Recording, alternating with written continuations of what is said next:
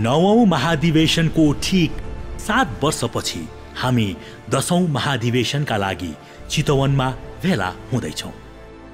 यो ऐतिहासिक क्षण हो, अविस्मरणीय हुनेवाला छ।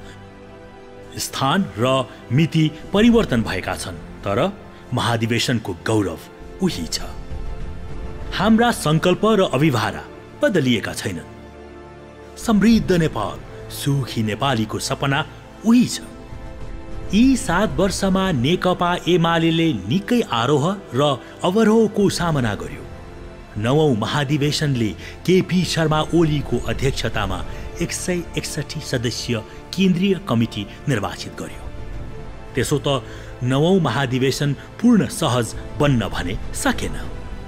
राजनीतिक प्रतिवेदन, संगठनात्मक प्रस्ताव र विधान सर्वसम्मतिले पारित भए, तर नेतृत्व चयन यति जटिल बन्यो कि एक साताको लागि तय महाधिवेशन झण्डै 2 हप्तासम्म लम्बियो।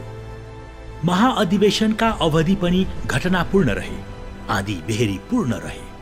निर्वाचित नेतृत्वले संगठन निर्बाध रूपमा हाँक्ने, हारेका वा जितेका नेता कार्यकर्ताले नेतृत्वलाई सफल बनाउने खेलको नियम यही हो। तर हाम्रो पार्टीमा यो खेलको नियम लागू भएन, पटक्कै भएन। पार्टी भित्रैबाट असहयोग गर्ने काम भइ नै रह्यो। यसैबीच 2072 को विनाशकारी भूकम्पको सामना गर्नु पर्यो देशले।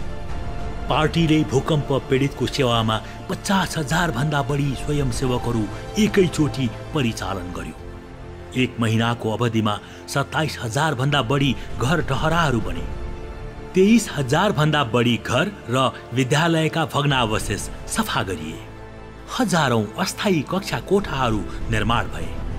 यति विशाल, सशक्त र प्रभावकारी स्वयंसेवक परिचालन नेपालको समकालीन इतिहासमा कहिल्यै भएको थिएन। हामीले गर्यौं। यसै बीचमा संविधान सभाबाट संविधान निर्माण र घोषणा भयो। माधव नेपालले नेतृत्व गर्दा एमाले निकै कमजोर अवस्थामा थियो। एमाले कमजोर शक्ति भन्दा पहिलो संविधान सभाले संविधान दिन सकेन। दोस्रो संविधान सभा मार्फत जब एमाले बलियो भयो, दुईतर्फ फर्केका कांग्रेस र माओवादीलाई समन्वय गर्ने काम एमालेले नै गर्यो। हाम्रो पार्टीले संविधान जारी गर्न निर्णायक हस्तक्षेप गर्यो, आवश्यक कूटनीतिक पहल पनि गर्यो र 2072 साल भदौ 30 गते संविधान सभाबाट नेपालको संविधान निर्माण भयो र असोज 3 गते जारी समेत भयो। जनताले आफ्नै लागि संविधान लेख्न पाए। संविधानले राजनीतिक परिवर्तनका नाममा हुने हिंसा र विद्रोहको आधार समाप्त गर्दै शान्तिपूर्ण र वैधानिक बाटोबाट समाजवाद निर्माण गर्ने आधार तयार गरिदिएको छ। एमालेकै सुझबुझपूर्ण नेतृत्वले गर्दा। यसैबीच एमाले अध्यक्ष केपी शर्मा ओलीको नेतृत्वमा सरकार गठन भयो। सरकारले राष्ट्रियता, विकास र जनचाहनाका मुद्दालाई अघि सार्यो, जसले सरकारलाई लोकप्रिय मात्र बनाएन, अन्तर्राष्ट्रिय स्तरमा देशको शिर पनि उठायो।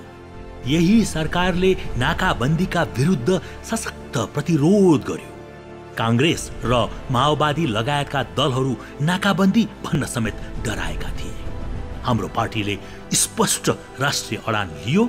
हाम्रो पार्टी अध्यक्ष एवं प्रधानमन्त्री केपी शर्मा ओलीले नाकाबन्दी नहटी भारत भ्रमण नगर्ने अड्डी लिनुभयो।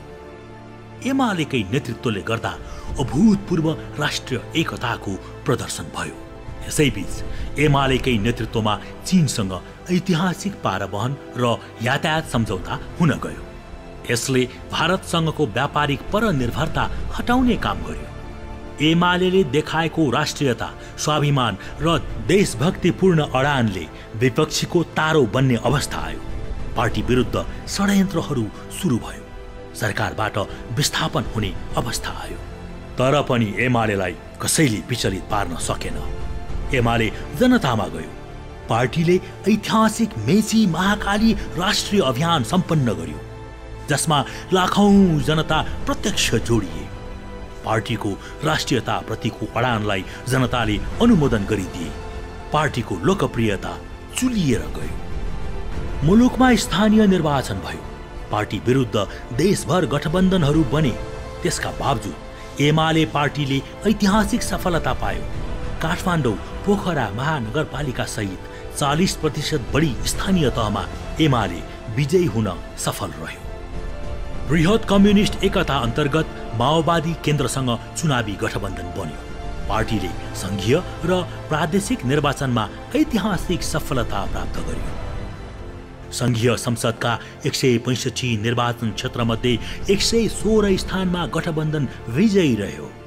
प्रदेश संसदका 330 निर्वाचन क्षेत्रमध्ये 241 स्थानमा गठबन्धन विजयी रह्यो। पार्टीले माओवादीसँग एकता गरी नेकपा गठनको नेतृत्व लिने काम गर्यो, जसले राजनीतिक स्थायित्वको खाका कोर्ने काम समेत भयो। नेपाली कम्युनिस्ट आन्दोलनको टुटेको कडी 50 वर्षपछि जोड्ने काम भयो। नेकपा नेतृत्वमा झण्डै 2/3 नेतृत्वको सरकार गठन हुन सक्यो। 7 मध्ये 6 प्रदेशमा नेकपा नेतृत्वको सरकार गठन हुने अवस्था आयो। अघिल्लो सरकारले देखाएको समृद्ध मुलुकको सपना पूरा गर्न जुट्यो यो सरकार। संघीयता कार्यान्वयन भयो। ढलेको धरहरा जुरुक्क उठ्यो। रानी पोखरी चिटिक्क सिंगारियो। बेरोजगारले रोजगारी पाए। वृद्धहरूको भत्ता बढ्यो। गएको वर्ष छोरीहरू एसिडले पोलिन परेन। बाटा बने, पुल बने, निर्यात बढ्यो। यी सबै घटनाहरूमा पार्टीले प्रभावकारी भूमिका निर्वाह गर्यो, जसले पार्टीको नेतृत्व स्थापित भयो। यसैबीच पार्टी नेताबाटै नेतृत्वलाई असहयोग गर्न सुरु गरियो। काम गर्न नदिने, असफल पार्ने प्रयासहरू भए। काम गर्नै नसक्ने भएपछि नेतृत्व ताजा जनादेशको विकल्प रोज्न बाध्य भयो। 2 पटक संसद विघटन गरी मध्यावधि चुनावको घोषणा गरियो। सर्वोच्च अदालतले विरुद्धमा फैसला गर्यो। अदालतको कथित आदेशपछि माओवादी केन्द्रसँगको एकता पनि बिथोलियो। पार्टीबाट केही नेताहरू बाहिरिए। सर्वोच्च अदालतको असंवैधानिक परमादेशले सरकारको नेतृत्व गुम्यो। प्रदेश सरकारबाट बाहिरिनु पर्यो। विपक्षीहरूले गठबन्धन बनाएरै एमालेलाई खेद्ने प्रयास गरिरहे, तर एमाले जनता र राष्ट्रियताको पक्षमा 30 साल झैं उभिरह्यो। कमजोर बन्ने, एमाले सकिने उनीहरूको चाहना थियो, तर एमाले झनै एकताबद्ध, संगठित र सशक्त भएर निस्कियो। यस बीचमा 8औं हजारको सहभागितामा ऐतिहासिक विधान महाधिवेशन सम्पन्न भयो। वडा र गाउँ स्तरमै एमाले जाग्ने अवस्था बन्यो। ऐतिहासिक अभिभारा सहित हामी फेरि 10औं महाधिवेशनमा जुटेका छौं। 9औं महाधिवेशनदेखि 10औंसम्मको 8 वर्षे एमालेको यात्रा केही उतार चढावमय देखिए पनि समग्रमा देश, जनता र राष्ट्रियताको खातिर प्रभावकारी रह्यो। एमालेले देशभक्ति र राष्ट्रियता, विकास निर्माण र समृद्धिको सपना जगाइराख्यो। अन्तर्राष्ट्रिय स्तरमै स्वाभिमानको शिर उँचो बनाइराख्यो। नेपाली जनताको ढुकढुकी बनिरह्यो र बनिरहनेछ। समृद्ध नेपाल, सुखी नेपालीको राष्ट्रिय आकांक्षा पूरा गर्ने बाटोमा अघि बढिरह्यो र बढिरहनेछ। साहसपूर्वक जस्तो सुकै परिस्थितिको सामना गर्दै अघि बढिरहनेछ। 2072 को त्यो विनाशकारी भूकम्प, जसले घर मात्रै होइन हाम्रो मन नै भत्कायो, धरहरा ढलायो। यस्तो लाग्न थाल्यो कि इतिहास नै बिलायो। जब एमाले नेतृत्वको सरकार बन्यो, हाम्रो पार्टी अध्यक्ष तथा प्रधानमन्त्री केपी शर्मा ओलीले मेरो धरहरा म बनाउँछु अभियान सुरु गर्नुभयो। देश बनाउने अभियान थालनी भएको 9 महिना नपुग्दै एमालेलाई सरकारबाट बाहिरिनु पर्यो। त्यसपछि 2 सरकार फेरिए, तर फेरिएन नियति। ढलेको धरहरा उठेन। जब 2074 फागुन 3 मा पुनः एमाले नेतृत्वमा सरकार बन्यो, धरहरा पुनर्निर्माणले तीव्रता पायो। फेरि उठ्यो धरहरा आफ्नो इतिहास बोकेर, आफ्नै गौरव बोकेर। त्यसैले त आज हरेक नेपालीले भन्न सक्छन्, मेरो धरहरा, मेरो गौरव, मेरो एमाले।